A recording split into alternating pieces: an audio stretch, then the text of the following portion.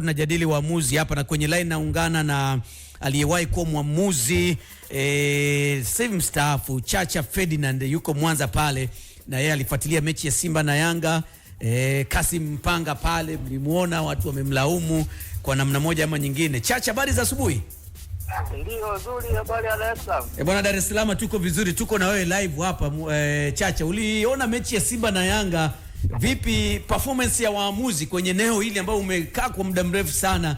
Watu wamelaumu, lakini wengine pia wakisema Kasim Mpanga aliwaumiza Simba, goli lilikuwa lali kabisa. Wewe ulionaje performance ya waamuzi kwa ujumla? Performance ya waamuzi kwa ujumla ilikuwa nzuri. Ndio.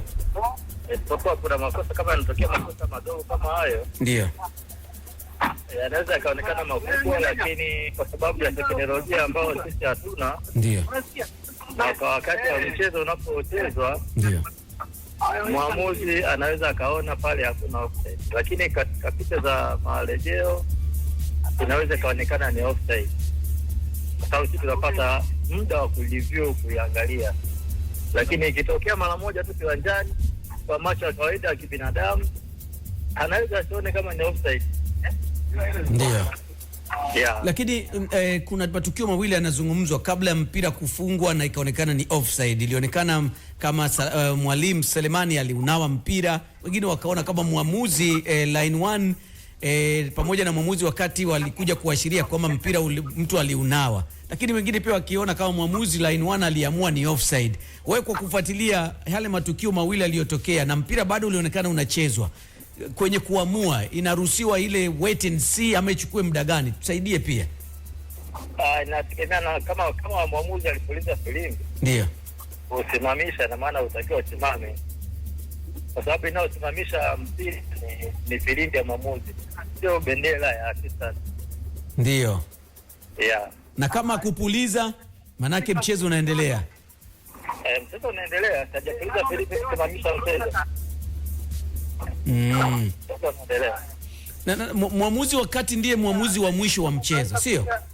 Ndio. Je, ikitokea mwamuzi wakati ameona tukio hili mbona ni halali, ama huyu mtu hajaotea whatever sijui, lakini akaona kabisa kwamba hapana, kinachoamuliwa na mwamuzi mwenzangu wa pembeni hakiko sawa sawa, hii ikoje? Haiwezi kuleta shida yoyote akaamua kwamba ibaki hivyo ama isiwe goli hata kama mwamuzi wa pembeni ameona tofauti?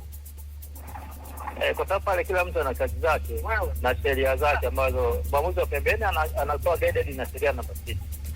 Ndio. Mwamuzi mkate na sheria namba 5 pamoja na sheria namba 12 ambayo ina pause tukikwenda chini.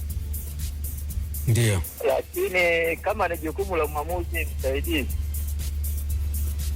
anaweza akasaidia. Kama wana communication, wanawasiliana, kama bwana, hii mimi nimeona labda ilikuwa ni deliberate play au ni deflection, ni offside au sio offside, wana communicate. Lakini maamuzi ya mwisho kwenye hiyo, kama ni offside, lazima awe assistant. Japo kwa mwamuzi wa katikati anaweza kaiona, lakini kama wana communication, ndio wanawasiliana. Okay. Lakini vipi nyinyi wakati mnachezesha, mfano kama mechi hii amepewa mwamuzi ambaye hana beji ya FIFA, watu walijadili sana, hakukuwa na kosa lolote? Wewe kwa upande wako kuona shida yoyote? Hakuna shida yoyote, kwa sababu mechi yoyote inapochezeshwa na mwamuzi yeyote wa ligi kuu, hii ni mechi ya ligi kuu, sio mechi ya kimataifa. Ndio. Kumekuwa tu na dhana kwamba ni lazima waamuzi wa FIFA ndio wachezeshe, lakini kuna miaka ya nyuma waamuzi wa kawaida, mimi mwenyewe nimeanza kuchezesha hizo mechi nikiwa mwamuzi daraja la kwanza, sio FIFA. Yeah, kwa hiyo hakuna kosa lolote, kwa kuwa tu hao waamuzi wote ni wa ligi kuu na wako kwenye ngazi moja. Okay. Kwa tathmini yako kwenye 10 unawapa waamuzi waliochezesha juzi ngapi, kama wewe ungekuwa na waassess?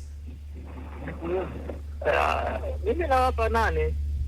8 wamefanya vizuri kabisa. Jukumu la kwanza la mwamuzi ni kumaliza mechi ikiwa salama, kama hivyo watu wote wametoka salama.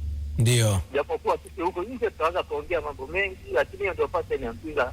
Offside ndio passion ya mpira. Kama watu waongei, sasa huo utakuwa sasa sio mpira. Kibaya zaidi ni kuchukulia tu matukio kama hayo kama uadui au vita au huyu alifanya makusudi. Hii ndio inaleta picha nyingine.